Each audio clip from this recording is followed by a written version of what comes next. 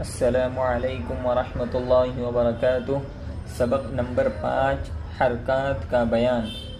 زبر، زیر، پیش، ان تینوں کو ملا کر حرکات کہتے ہیں۔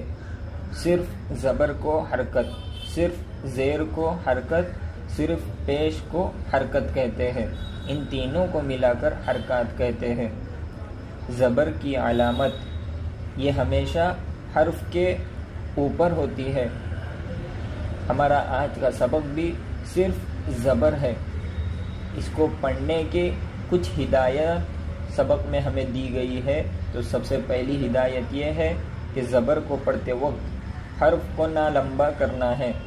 جیسے با زبر ب، ہمیں با ایسا نہیں پڑھنا ہے اور اسے بڑی نرمی کے ساتھ ادا کرنا ہے۔ با زبر ب ایسا نہیں، با زبر ب جھٹکے سے بھی نہیں پڑھنا ہے اور سختی کے ساتھ بھی نہیں پڑھنا ہے۔ ہدایت نمبر 2، زبر کو اتنا نہیں کھینچنا ہے کہ وہ الف بن جائے۔ جیسے با زبر ب ہے تو اسے با زبر با ایسا نہیں پڑھنا ہے، اسے آرام سے نرمی کے ساتھ ہمیں پڑھنا ہے۔ اس کو زبر کو پڑھنے کا سب سے آسان طریقہ یہ ہے کہ جب بھی آپ زبر پڑھیں، زبر کی علامت پڑھیں تو اپنے منہ کو تھوڑا سا کھولیں۔ جیسے با زبر ب، تا زبر ت، سا زبر س۔ یہ اس کے پڑھنے کا طریقہ ہے۔ زبر کو کیسے پڑھنا ہے وہ پوری علامت اور پوری ہدایت آپ کو بتا چکے ہیں۔ اب اس سبق میں سب سے اہم بات جو ہمیں سیکھنی ہے وہ یہ ہے کہ اب تک آپ نے پرانے سبق میں دیکھا ہے الف اور حمزہ، ان دونوں حروف میں کیا فرق ہے۔ الف، اس کے اوپر جب نہ زبر ہو، نہ زیر ہو، نہ پیش ہو، یہ پورا بالکل خالی جب ہو، اس کے اوپر کوئی حرکت نہ ہو، نہ جزم ہو، کوئی حرکت نہ ہو، تب یہ الف رہتا ہے۔ اور جیسے ہی الف کے اوپر زبر آ جاتا ہے، زیر آ جاتا ہے، پیش آ جاتا ہے، جزم آ جاتا ہے، تو اس کا نام بدل کر الف نہیں بلکہ حمزہ ہو جاتا ہے۔ اب سے پورے سبق میں جب بھی الف کے اوپر زبر ہو، زیر ہو، پیش ہو، تو ہم اپنے جملوں میں اسے حمزہ ہی کہیں گے۔ یہ قاعدے کا اور تجوید کا اصول ہے۔ قاعدہ ہے کہ جب کبھی الف کے اوپر زبر، زیر، پیش اور اسی طرح جزم جسے سکون کہتے ہیں یہ آ جائے تو وہ الف نہیں حمزہ ہوتا ہے، کیونکہ الف تمام چیزوں سے خالی ہوتا ہے۔ سبق دیکھیے، یہاں پر الف کے اوپر زبر ہے تو یہ الف نہیں بلکہ حمزہ ہو جائے گا۔ تو اسے ہم پڑھیں گے حمزہ زبر ا، با زبر ب، تا زبر ت، سا زبر س، جیم زبر ج، حا زبر ح، خا زبر خ، دال زبر د۔ ان حروف کو پڑھتے وقت ان حروف کو پڑھتے وقت منہ کو تھوڑا سا کھولنا ہے اور نہ جھٹکا دینا ہے۔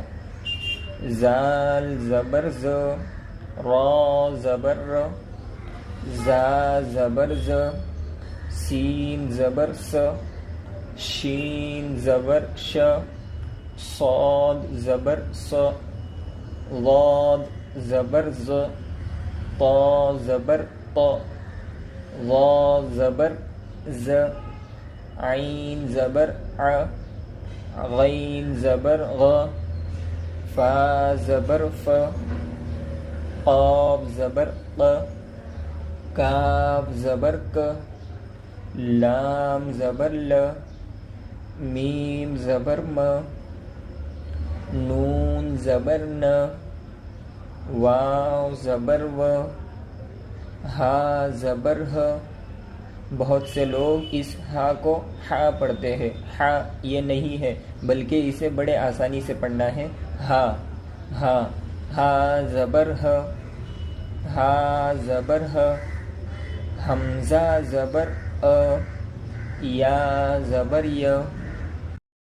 سبق ابھی کچھ کلمات ہمیں دیے جائیں گے جسے آپ لوگوں کو ہجے یعنی جوڑ جوڑ کر پڑھنا ہے. جیسے فا زبر ف، را زبر ر، فر. ضاد زبر ز، فراز. کاف زبر ک، تا زبر ت، کت. با زبر ب، کتب.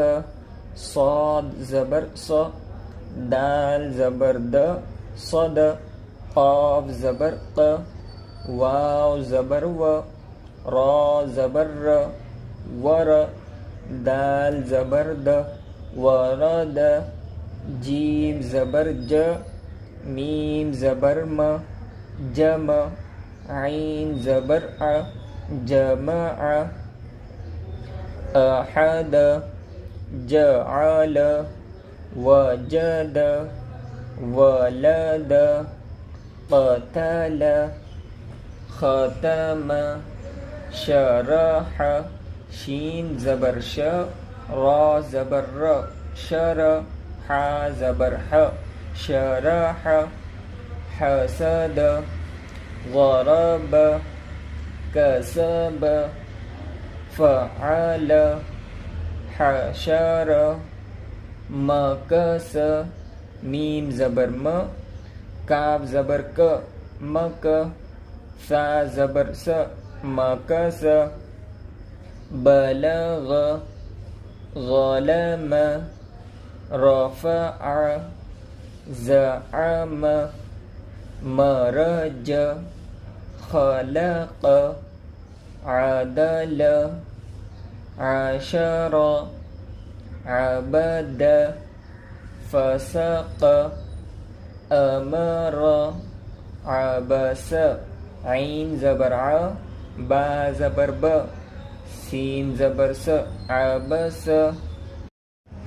ہمارا آج کا ہوم ورک یہ ہے کہ زبر زیر پیش کو حرکات کہتے ہیں، یہ یاد کرنا ہے. اور زبر زیر پیش کو نہ اتنا جلدی پڑھتے ہیں کہ جھٹکا پڑے اور نہ اتنا آرام سے پڑھتے ہیں کہ یہ علامت کو کھینچ کر پڑھے. بالکل بھی نہیں. اسے نہ لمبا پڑھنا ہے نہ کھینچ کر پڑھنا ہے، بڑے آسانی سے نرمی کے ساتھ پڑھنا ہے. دوسرا جو چیز ہمیں یاد کرنی ہے وہ یہ ہے کہ الف اور حمزہ میں کیا فرق ہے. الف کسے کہتے ہیں اور حمزہ کسے کہتے ہیں وہ یاد کرنا ہے. الف کہتے ہیں جو زبر زیر پیش جزم جو اس کے اوپر کچھ بھی نہ ہو اسے الف کہتے ہیں. الف کے اوپر کوئی حرکت نہ ہو اسے الف کہتے ہیں. اور اگر الف کے اوپر کوئی حرکت آ جائے جیسے زبر آئے، زیر آئے، پیش آئے تو وہ الف نہیں بلکہ حمزہ ہو جاتا ہے. تو یہ بھی یاد کرنا ہے. اسی طرح آپ کو ہجے کی مشق کرنی ہے، جوڑ کر پڑھنے کی مشق کرنی ہے. سبق کی تو پریکٹس کرنی ہے، ساتھ ہی ساتھ آپ لوگ اپنے اپنے قرآن میں جہاں سے بھی آپ چاہیں وہاں پر اسے زبر کی پریکٹس کر سکتے ہیں. جیسے آپ کہاں سے بھی قرآن کو کھولیے وہاں پر دیکھیے، جہاں پر بھی آپ کو زبر دکھے تو اسے پڑھنے کی کوشش کرے. جیسے الف زبر ا، لام زبر ل، ال. ح زبر ح، ال ح. ایسا جہاں پہ بھی آپ کو دکھے اسے پڑھے تاکہ آپ کی اچھے سے پریکٹس ہو اور آگے کے سبق میں آپ کو آسانی ہو.